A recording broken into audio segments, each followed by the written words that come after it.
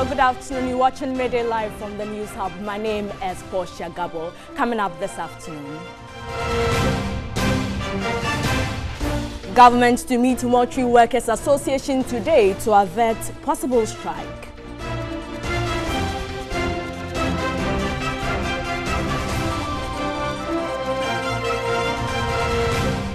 And strike by colleges of education teachers begins to bite hard 2 weeks into the industrial action.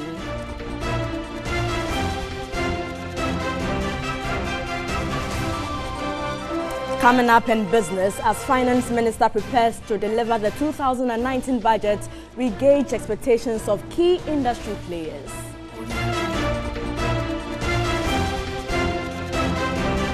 Coming up in international news, Theresa May faces a crunch cabinet meeting later as she tries to win colleague support for a draft Brexit agreement.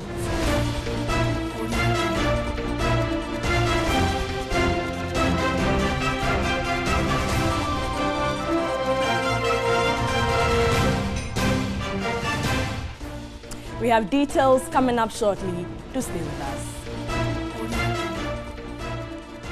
In our very first story, members of the Mortuary Workers Association of Ghana have vowed to enforce their intended strike next week if government fails to meet the expectations by Wednesday, November 14. Government, through the Ministry of Health, has scheduled a meeting with leadership of the mortuary workers to find a lasting solution to their concerns. A report by Sarah Parku. This is the Panther Mortuary on Tuesday.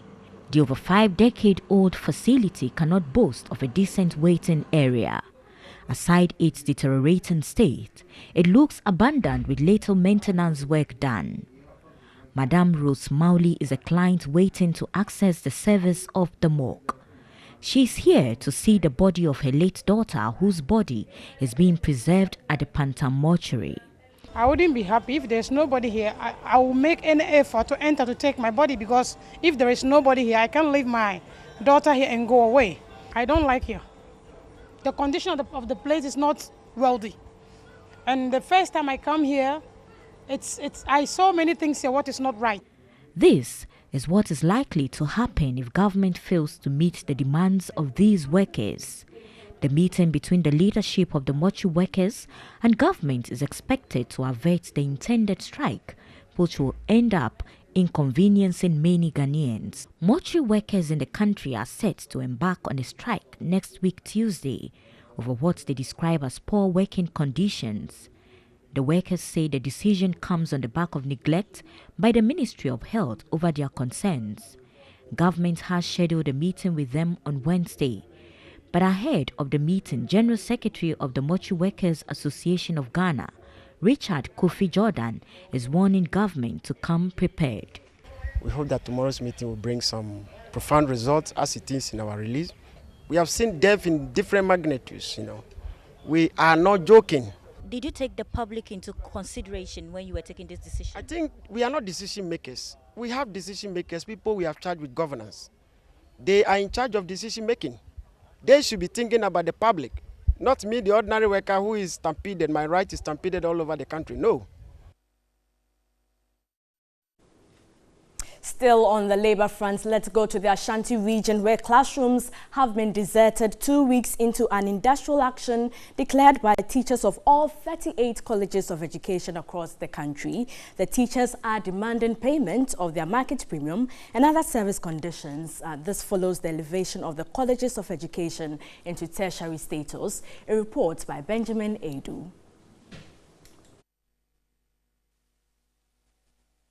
The resumption of academic work at the various colleges of education a fortnight ago coincided with a strike by the teachers. As at the time of the news team's visit to the St. Louis College of Education in Kumasi, classrooms were empty with no academic activities as students roamed and chatted in groups. The only busy areas at the college were the school's administration block and the football pitch. UCC has a fixed date for our exams, and we don't know if they are going to change it or not. And if it happens that they are not going to change it, it would really affect us. It will affect us, because if you don't pass your exam, you are supposed to pay an amount so that you can write your research exam. and we don't know if it happens, they are going to give us the receipt exams, the fees for free. So we are pleading with the government to bring our teachers back to us. The situation remains same at the Wesley College of Education, the Offensive College of Education and Akrokere College of Education. President of the Colleges of Education Teachers Association of Ghana, SITAC, Prince Obinhima, told TV3 the teachers will no longer tolerate discrimination. To be maligned, cheated, deceived, and discriminated against for far too long. You look at the fact that from 2004, when we started with the program, people have had to teach on this program, produce diploma holders, and now they are even bringing degree holders. From 2004 up to this time, look at the number of years. So we are simply asking government to extend to us in quantum terms the same amount that is paid to teachers who teach in other tertiary institutions and hold the same degree that we do and do the same work that we do. A meeting between SITAC and the government on the grievances ended in a stalemate. Prince said the teachers will be going to court to seek legal interpretation on some thorny issues on their action. The Media Coalition on the passage of the Right to Information Bill is counting down to tomorrow when Parliament is expected to pass the RTI bill into law. It is, however, unclear whether Parliament could meet this deadline. Well, joining me in the studio today is Sami Obing of the Parliamentary Network Africa. And Sami, good afternoon and thanks for joining us. Good afternoon, thanks for having me. Now, it's been like a merry-go-round, assurances upon assurances. Do you foresee that Parliament is really committed into passing the RTI bill into law? Well, thank you very much. The merry-go-round situation, as you have described it, really gives us a reason to be worried, you know, and these promises that we have received from Parliament, ranging from people in high leadership position right up to the last parliamentarian, you know, and haven't been fulfilled in the past, gives us reasons to be very, very worried. Of course, in these recent times, because of the joint actions by civil society, the media, and members of the public, we are receiving some new refreshing assurances. And although we cannot trust Parliament too much to deliver on their promises, we are going to do our part by ensuring that there is constant pressure on our legislature to ensure they do the needful. You talked about assurances. Now, the Speaker of Parliament is telling the media that before the House rises by December, it would be passed. Would you soften your stance now? Well, we thank the Right Honourable Speaker for giving that assurance. I think that this is not the first time the Right Honourable Speaker has given an assurance on the Right to Information Bill. And so we would just want to let the Right Honourable Speaker, together with his leadership, know that it goes beyond the assurances. We want to see actions. And of course, we'll be in Parliament constantly to monitor. We'll be looking every step of the way, and we would make sure that we hold duty bearers to task in ensuring that by the end of the year, they do the needful. You hold on. We've been joined via Skype by Mina Mensah. She is the regional coordinator of the Commonwealth Human Rights Initiative. And good afternoon, Mina, and thanks for joining us. Good afternoon to you, and good afternoon, Sami. Now, Mina, the Speaker of Parliament is assuring that before the House rises in December, the bill is going to pass into law. Are you happy about this now? You see me smiling. I've heard it before, several. So, I have a wait-and-see attitude. Well, Mina, please hold on. Can you please sit up for us? Yes, that's better. Can you hear me now? Yes, I can. Please go ahead. Okay. I'm saying that you saw me smiling in a very cynical manner. I did. Because I've heard these promises over and over and over again. And so until I see action, I'll just smile and say, well, I've heard it before. Let's see what happens. Your coalition has been disappointed, especially by some members of Parliament who, according to you, are being like a standing block in the passage of this bill into law. Exactly what are your concerns? Well, our concerns are that some members of Parliament think that this bill is for the media, which is so not true. Secondly, some members of Parliament think that although they've been voted to represent citizens of this nation, because the Constitution says that all power belongs to us, a lot of them think that they are there to represent themselves. So when you listen to some of their utterances, It is more like if we pass the law, this nation will be ungovernable. There will be too many people poking their nose into the affairs of governance. But at the end of the day, governance is for us. And their posturing also speaks to the fact that they really do not think that the citizens of Ghana deserve to know what is happening. And as far as some parliamentarians are concerned, all citizens are useful for is to vote for them, but accountability is out of it. So if we have a system of governance, democracy is government for the people, and we have members of parliament who do not think that we need to have the power that will cause us to access information and to hold them accountable and to develop and better our lives, then it's a cause for worry. Now, Mina, there has been concerns especially about Clause 17 of the bill, which some say could be detrimental to governance. What do you think about this? But that's exactly what I'm saying. How is that detrimental to governance? For example, I send you to go and buy tomatoes, and I'm asking for information on how you used maybe my money. Or I send you to represent me, and I'm asking you for information on how you made decisions. And you are saying that it is detrimental, especially if the decision is about things that has no national security implication. Because you see, what Clause 17 says is that even if there is an exempt information, that information ceases to be exempt if it is in the interest of the public. If it is in the interest of the public. So for me, I don't understand how a clause that is saying that, yes, you are allowed to exempt information, because mind you, information is for the people. We pay for it.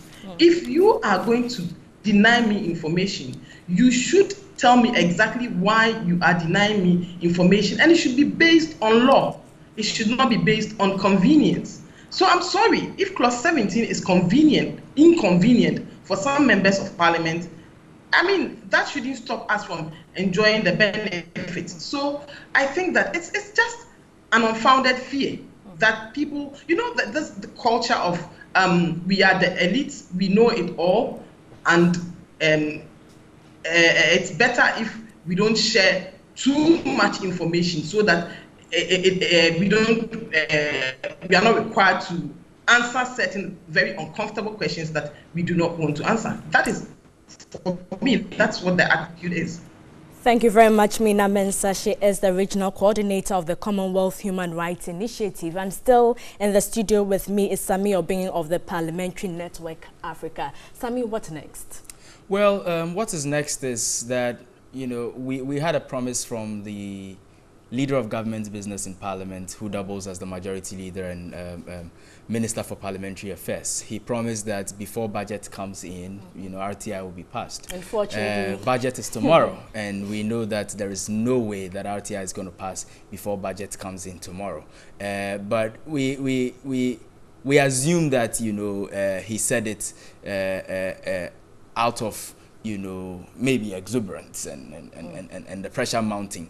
We have heard the Right Honourable Speaker say that by close of year. And so we are holding Parliament to that promise of the Right Honourable Speaker, who is the Chair of Parliament, who is the main man so far as the House is concerned. And we are going to monitor it every step of the way. And we will be on their heels, you know, every step of the way to ensure that before end of year, we'll have a right to information bill that is not only passed, but a credible one that, you know, has made all the necessary amendments that we are calling for. Thank you very much, Sami Obeng, for your time. And I've been speaking with Sami Obeng. You're still watching Midday Live from the News Hub. Let's now go to the Ashanti region, where some landowners at Abontemago in the Bosomtwe district of the region are in a state of shock after their buildings were demolished, while the chief of Eyase is alleged to have pulled down the structures without recourse to any legal process. A report by Beatrice Spiogabra. Information gathered by TV3 indicates the land in question has been subject of litigation between the chiefs of Abontemago and Eyase, a contention being investigated at the Menchia Palace. Some private individuals who bought lands from the Abontemago chief to put up their homes were directed to stop construction until the rightful owner is determined by the Ansatehene. until the rightful owner is determined by the Asantehene, but without recourse to any legal processes. 10 structures on the disputed land were pulled down on November 4. Some of the victims appealed to the Asantehene to intervene. A double flat, 3 bedrooms, self-contained, and also 2 bedrooms, 2 baths, and so chain. My house is a double flat, a 10-bedroom in total. 10 bedrooms, as I heard that I didn't count. Me ma proton so MOB me told me home can me say ebia proton e Midday. No one has questioned me for 5 years since I started building my house. Na no kwasiada anopa me ho na me nya call na wose ebu dan. Wo de wo be ba bebu a ho. Ma ye hu court order kran so bia ni ho ebesi kwasiada da. We did not see any court order before the demolition. Because I said court ni adwumansa na o ma ye sa de no. The head of the Agogosie family, Yao Owusu, who sold the lands to the developers, insists the chief of Iyase carried out an illegality. Meanwhile, the case has been reported to the Asokwa Divisional Police Command. Acting head of the Police Public Relations Unit in Ashanti Region, Corporal Prince Dogbache, told TV3 News 3 persons have been arrested but granted police inquiry bail. We had a report of demolition embarked upon by a certain Akwesi Ajiman, who currently is not in the jurisdiction of Ghana. But in the course of our investigation, we arrested 3 individuals who were hired by the said Akwesi Ajiman, who are assisting us in our investigation. Meanwhile, Akwesi Ajiman was contacted and he gave us his word that he will return to Ghana by the end of this week. So we are waiting. And once he returns, we are going to continue with our investigation. The police say investigations are still ongoing to identify persons who carried out the demolition. Away from the Ashanti region, a member of the legal team of the NDC, Abraham Amaliba, has described the Akufo-Addo government as non-performing despite the huge number of ministers sworn into office. Meanwhile, the MP for Bantama, Daniel Abuaji, says government is on course and has brought relief onto the people of Ghana while they spoke on New Day. We vote them to be able to improve upon the social welfare needs of the people. But if after you come to government, the situation is deteriorating, did we go or did we come? And that's why I'm saying that a government that cannot fix simple footbridges is not worth a government. And so in all sectors of this economy, we are in difficult situations. Times are hard, you know that. And I've told you that with the current style of this administration, it's going to be difficult for you to see any improvement because the president cannot crack the whip. We've come to a standstill. What did NDC promise us? Under the president, late President Atamils, if you remember, they promised us better Ghana, but they delivered bitter Ghana. That's what they did. That's why you were voted in for change. Exactly, and we are not complaining. And what we are saying is that we are delivering on our promises. In the first place, we have to fix the mess that we inherited from NDC. All right? All the instabilities in every corner of this country. He's talking about the price of water. I mean, what do you call it? Pure water. Pure water, right. If it was on the NDC, do you know what it will be? No. It will be 1 cedi today. How do you know that? How? Look at the rate of inflation. They left us at what? 15.4.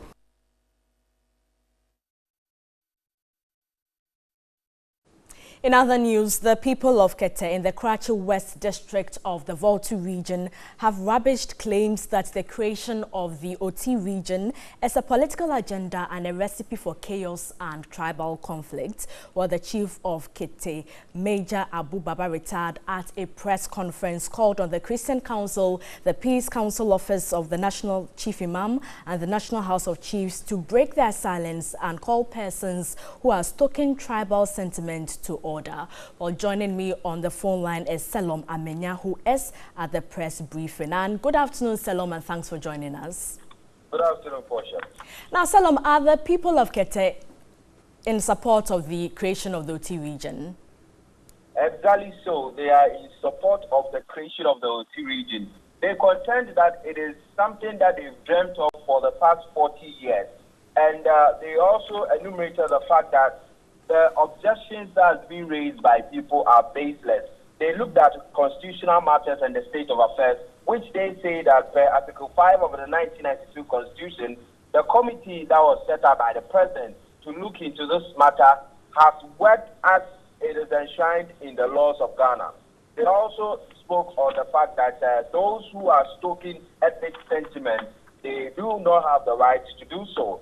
Because when you look at the structure of the Volta region, they constitute about 65% of the Volta region in total, and they are the most deprived.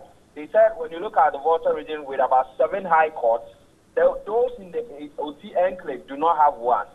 We have about 107 doctors in the Volta region who are all working in the south. So they are saying that this is born out of years of deprivation and also neglect. And with the political sentiments being raised, they're claiming that when you look at during the 2016 elections, both candidates, that is President Mahama and also Akufo-Addo, that is the candidate at that time, all promised to create the region when they are voted into power. So there cannot be anything like a political agenda nor ethnic sentiment so far as the creation is concerned. They are in support of it and urging their members to vote massively come the referendum. Now, Salom, what were some of the reservations that was raised at the press briefing?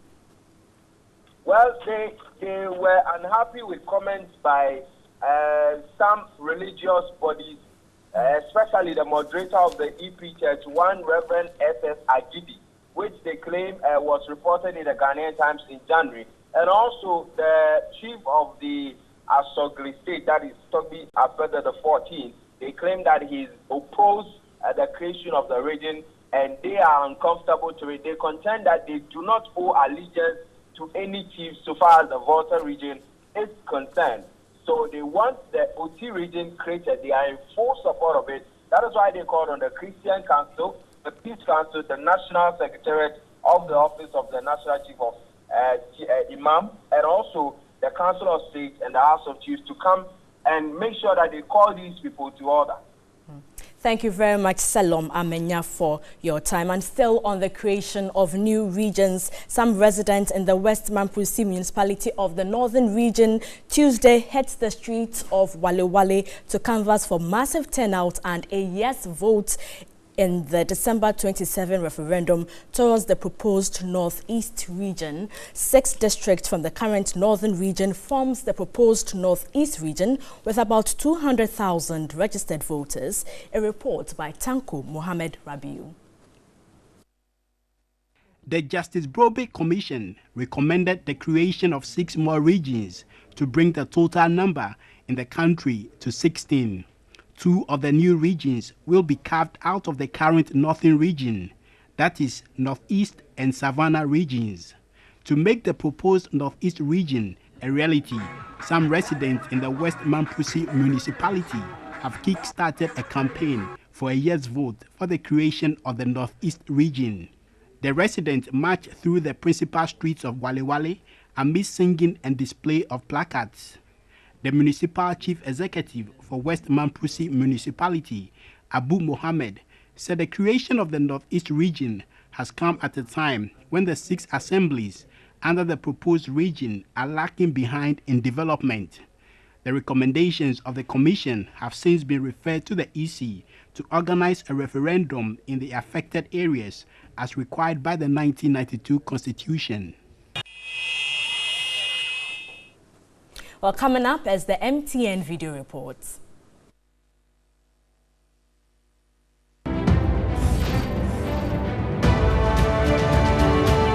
It is barely 20-30 meters away from the market.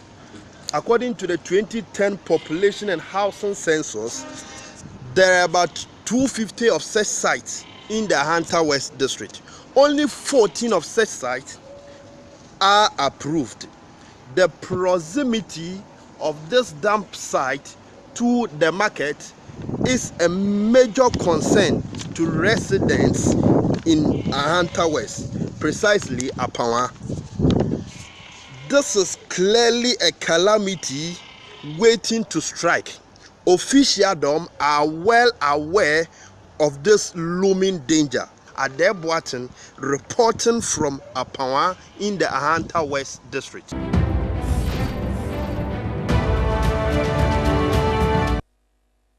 You can also send your video report on WhatsApp via the number 05514330044. You're still watching Midday Live from the News Hub. We have more news coming up shortly. To stay with us.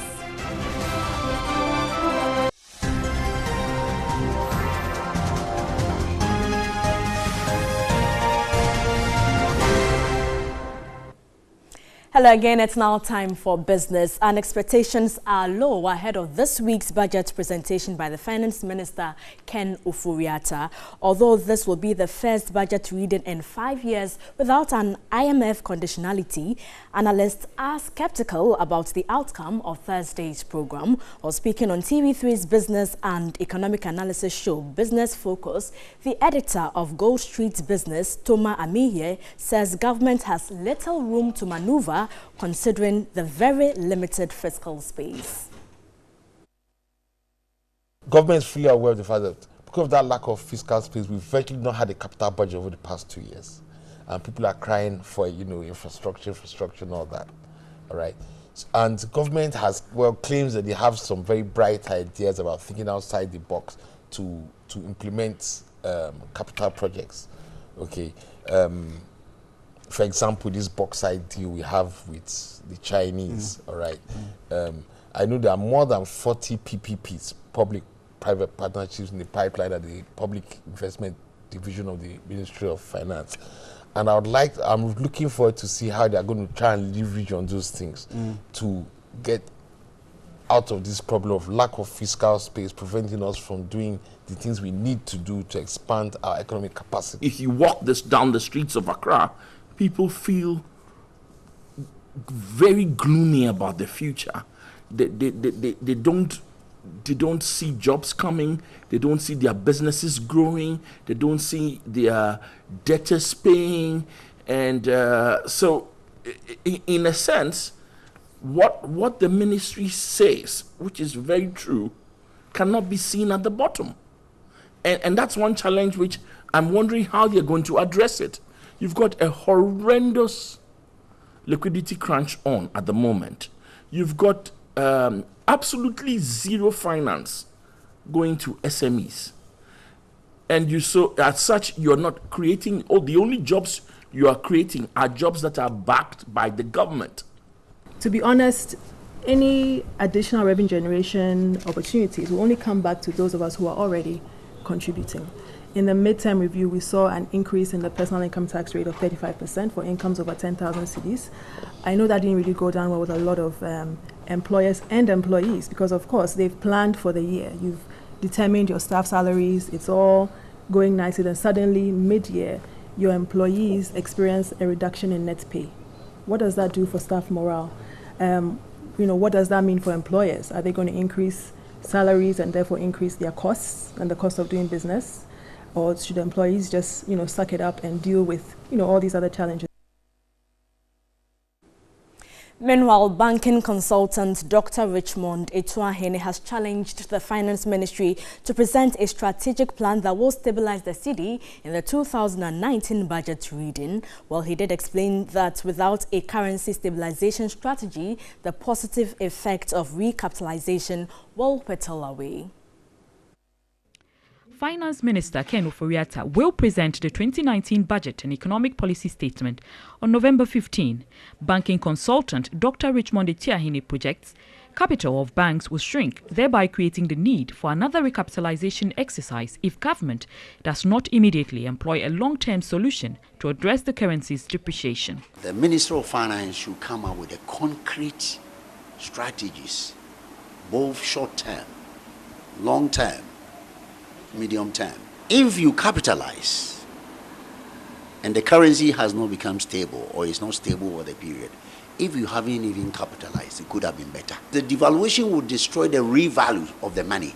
In 2009, the cedi to the dollar was 1.43. Today, as I speak to you, is about 4.798. If my calculations are right, currency has depreciated about 234%. He argued Ghana will have to earn more foreign exchange from transactions to stabilize the cedi, while recommending a national export agenda that transcends political party tenure. We sit down and think that the currency can stop by itself. No. We must have a conscious strategy for this nation, and especially Bank of Ghana. They should be mindful that it's not just the recapitalizing, pumping more money that will solve it.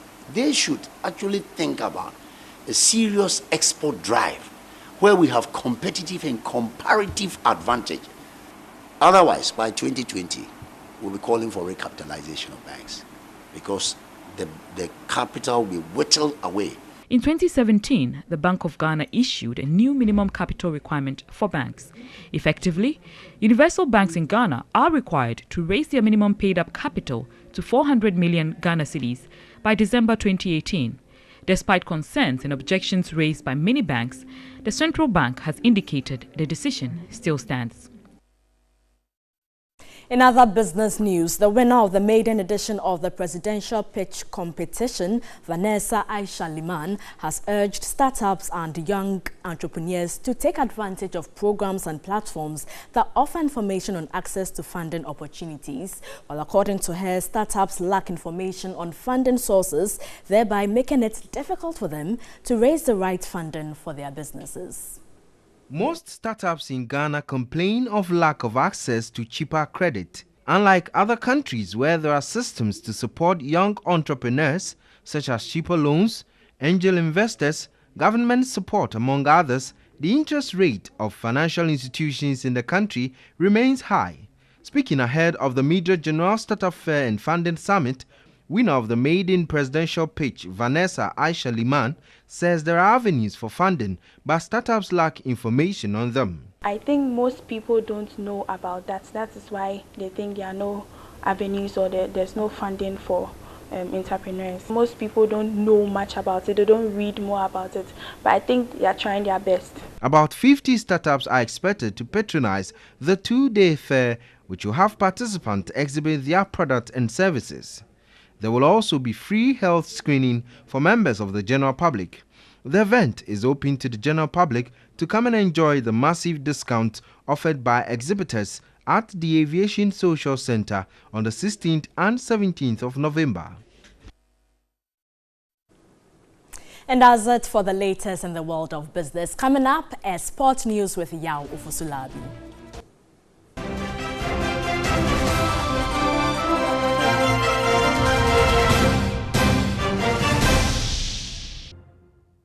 The black maidens of Ghana have been excelling on the international scene, in fact, doing better than their male counterparts. Just yesterday, trashing Uruguay by 5-0. On Saturday, Ghana is set to host the Women's African Cup of Nations right here. Today on What Do You Think? I'm asking a simple question. Why is there so little attention on women's football despite the seemingly good performance? Let's find out. We just prefer the male football.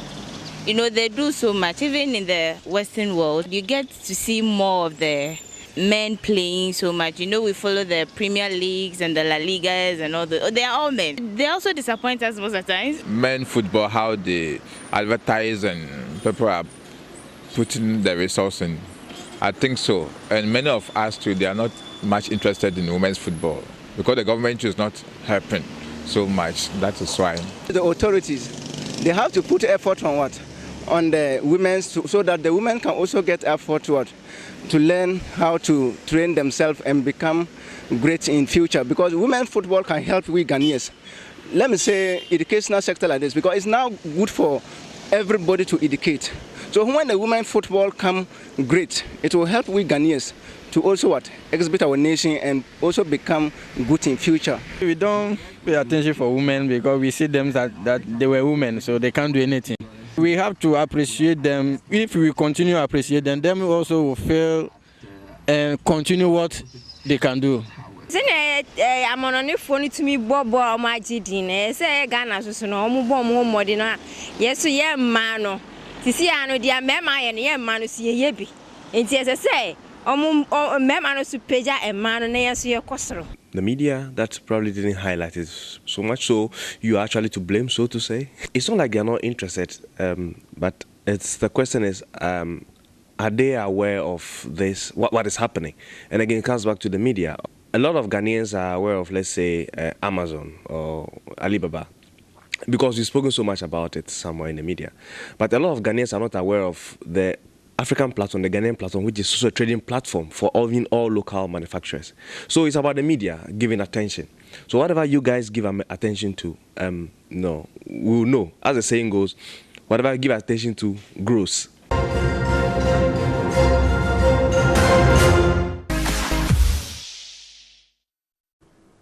This afternoon in this segment, it appears all is not well between Sally Ekuya-Mensah and her husband and business mogul Dr. Kweku. Ekuya is the fourth wife of the businessman, and the two have been married for the past 8 years.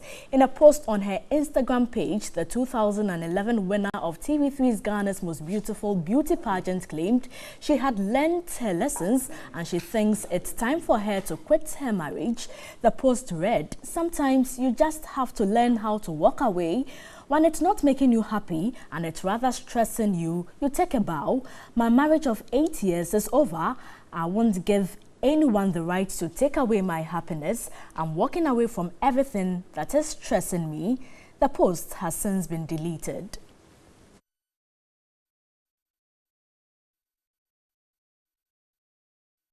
In other entertainment news, high life musician and Lumba lookalike Anoche Supremo is suffering from a tumor that has blurred his vision.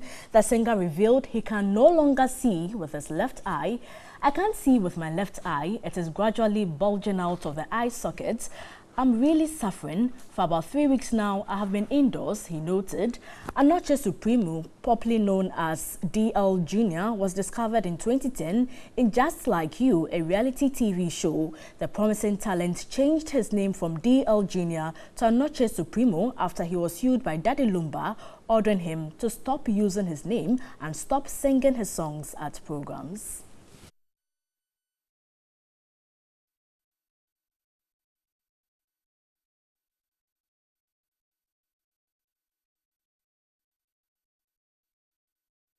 Well, that's it for Midday Live. Thanks so much for your company. My name is Portia Gabo. Good afternoon.